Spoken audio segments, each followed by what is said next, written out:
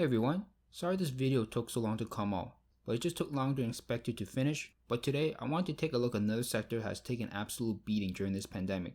Last time we took a look at the cruise lines. Today we'll take a look at the airlines. Similar situation with the cruise lines. With no one going out and traveling, their business is taking a serious beating, dropping around 75% from their highs, and are going through some tough times as well. First, as a disclaimer, I just want to say I'm not a financial advisor, so please do your own due diligence before investing. Today, we'll be looking at 10 airlines, with one being a Canadian airline, Air Canada. First off, I would like to mention there are two kinds of airlines, major airlines and regional airlines.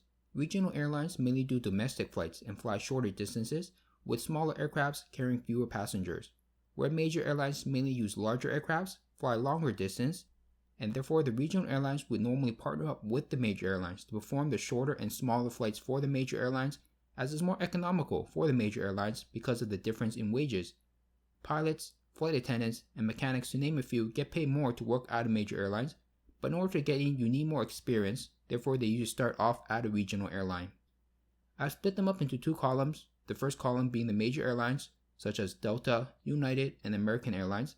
The second column is the regional airlines, such as Southwest, Alaska, and JetBlue. When we take a look at their numbers, just like the cruise lines, their EPS are probably going to take a big hit from this pandemic because all the EPS numbers are for the year of 2019, before the coronavirus. Most of them are starting to report already, and we'll be able to get a clear picture of just how bad the situation is, so don't pay too much attention to these EPS numbers or their PE number, as they don't represent how the company is doing as of now. Another thing I would like to mention is that there are quite a few that don't pay a dividend yet, but the ones that do aren't paying out a lot of their earnings, as we can see from the payout ratio. But this is before the coronavirus, but I wouldn't be surprised if they want to cut or even stop their dividend payment in order to stockpile more cash to get through this pandemic, because they do have a lot of debt, some more than others.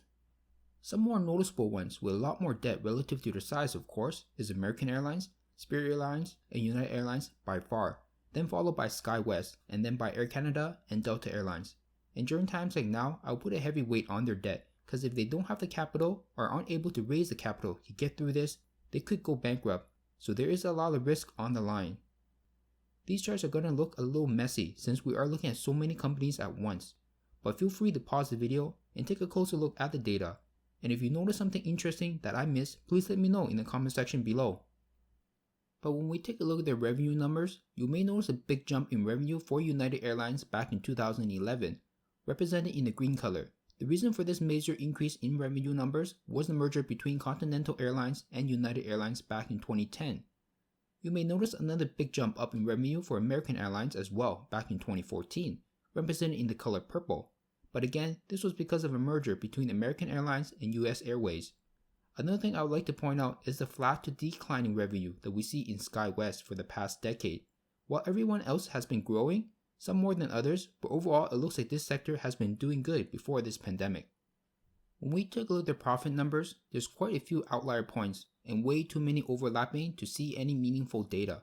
But I would like to note that there are quite a few of these airlines that has declared bankruptcy back in the day, and that shouldn't be a surprise to us from the wild swings in profit numbers that we are seeing. But let's take a closer look at these numbers individually so we can get a clearer picture. First off, let's take a look at Delta Airlines.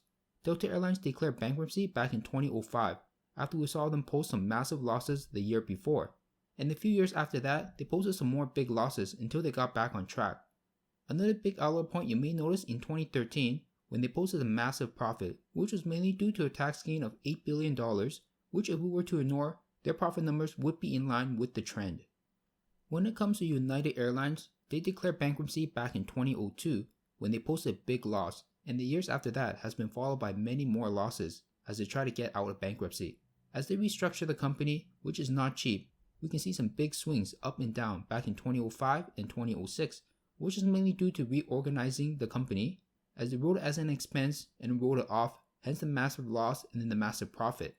And again, we see another big gain in 2015, which is mainly due to the tax benefit, which resulted in an extra profit of $3.1 billion that year. And the last one I want to take a closer look at was American Airlines, which actually didn't declare bankruptcy until 2011. I guess they had more capital to stay afloat compared to Delta and United, but even then, during the period from 2002 to about 2011, there's been very few years where they posted a profit and mostly at a loss. And again, like the other two, we noticed them posting a very nice profit back in 2015, which again was due to the tax benefit, but overall we see them all struggling during the same period, which has caused some of the largest swings in their profit and loss numbers. But in the last 5 years, they have all been posting some very nice profits for the entirety of the company. A Canadian airline that we'd like to take a closer look at is Air Canada, which acquired Canadian Airlines back in 2001 and realized that it was in much worse financial shape than they thought. And again, with the market downturn, they posted losses for the next several years and declared bankruptcy back in 2003 and never posted much of a profit until the recent 5 years. So far, we are seeing a very similar trend among the 4 major airlines. They are all struggling during the market downturn and took many years to get back on track and has done very well in the recent 5 years. The last major airline we didn't take a look at is Spirit Airlines. It is the smallest airline of the 10 based on market cap, and I don't have much historical data on it, especially during the recession. But their yearly profits may look like a flat line, but if we zoom in, we can see that they have done fairly well as well. Next, let's take a look at the regional airlines. Based on the same scale, we can see they are much smaller compared to the major airlines, but if we zoom in, we can see they are much less volatile moves. One very interesting point I noticed is that of the 5 major airlines, 4 has declared bankruptcy, with the exception of Spirit Airlines, which is the smallest airline from the group we're looking at. And from what I can see, only Allegiant has filed for bankruptcy back in 2000. Unfortunately, I don't have the historical data during that time. But overall, we can see a very similar trend to the major airlines, which makes sense because if the major airlines are doing well, then most likely the regional airlines will be as well. But one thing I would like to point out that I noticed is that if you remember, SkyWest's revenue numbers has been declining the past decade, but during the recent several years, their profits are at record highs. When we take a look at their profit margins, we'll have to zoom in and split them up to see a cleaner picture. First, let's take a look at the major airlines. It shouldn't be a surprise to us to see so many outliers. But if we zoom in, we can see a very similar trend among them, but their profit margins are fairly low, but Spirit Airlines seems to have one of the better profit margins of the group. And if we take a closer look at the regional airlines, it's much more stable and consistent with a similar profit margins as the major airlines. Again, with the EPS, we may notice a similar chart to the yearly profit chart. First, let's take a look at the major airlines. If we take a closer look, we can see a very similar trend among them, but one thing I would like you to note is to take a closer look at the recent 5 to 6 data points in Delta, United, and American Airlines, and when we compare it to the yearly profits. When we take a look at the yearly profits, we can notice the trend is very similar, but not quite as good. Their EPS chart shows more growth compared to the yearly profits chart, which is flatter in the recent 5 years or so, and that is because of the massive share buyback. When we take a look at the regional airlines, we notice again a similar trend compared to the major airlines, but not that extreme and much less volatile. But there are a few interesting points I would like you to take note of. First is Southwest and JetBlue Airlines. You won't be able to notice any significant difference between the EPS and the yearly profit charts, but when you take a look at their share buyback, which they have bought back a lot, I'm a little surprised the EPS numbers aren't higher, but it might just be the scale of the chart.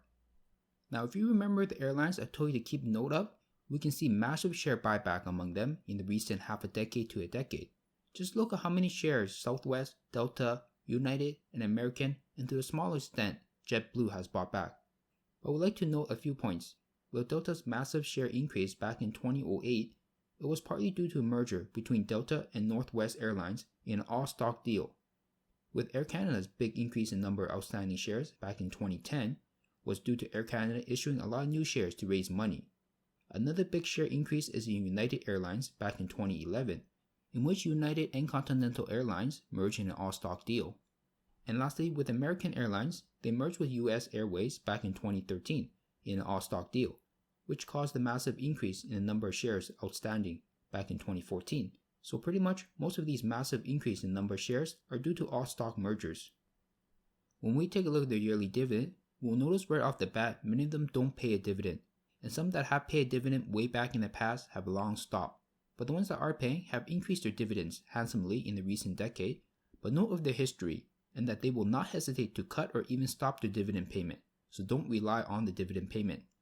When we take a look at their payout ratio, and if we ignore the one outlier point in United Airlines, we can see just how volatile it is. But what we can notice is that they are trying to keep it under 30%, and in the recent decade it has been much more stable, which makes sense as the business has been much more stable without the verge of bankruptcy. but we could be heading into uncertain times again, so we'll see how this plays out. When we take a look at their dividend growth, the chart may not look as bad as their yearly dividend, but that's because it's based on their current dividend, and currently they are paying the largest dividend in the company's history. So overall, I just don't think this chart contains much useful information because many of them have stopped or even cut their dividend payment in the past, and you don't see that as clearly in this chart. I think the dividend chart provides a much better picture, but I thought I would just include it in case if anybody wants to see it. When we take a look at their stock performance, we can see a very similar trend among them, but I've listed the few that have performed better out of the group, and that is Alaska at the top by far, followed by Allegiant, and then by Spirit and Southwest, with Southwest being more consistent and less volatile than Spirit.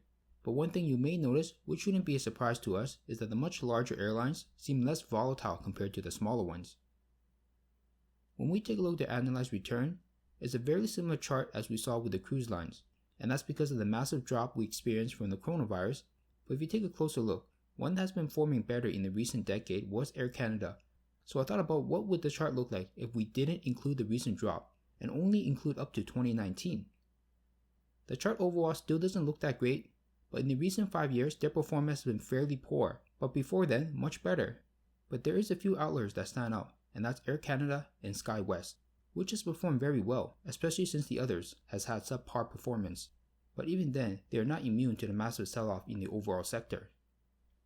But overall, in my personal opinion, which one do I like? First, I would like to mention that during uncertain times, the major airlines has been much more volatile and more prone to bankruptcy. But of course, they are in a better situation than they were in the past. So in my own personal opinion, the regional airlines may be a safer play than the major airlines. So out of the 5 regional airlines, I would probably stay away from SkyWest because of their declining revenue numbers. But that hasn't stopped them from increasing their profits, but they will eventually hit their limit. Alaska and JetBlue has had very similar performance between them, but Alaska does pay a dividend and JetBlue doesn't.